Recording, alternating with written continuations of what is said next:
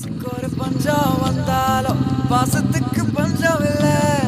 தினம் தினம் சண்டை போட்டாலும்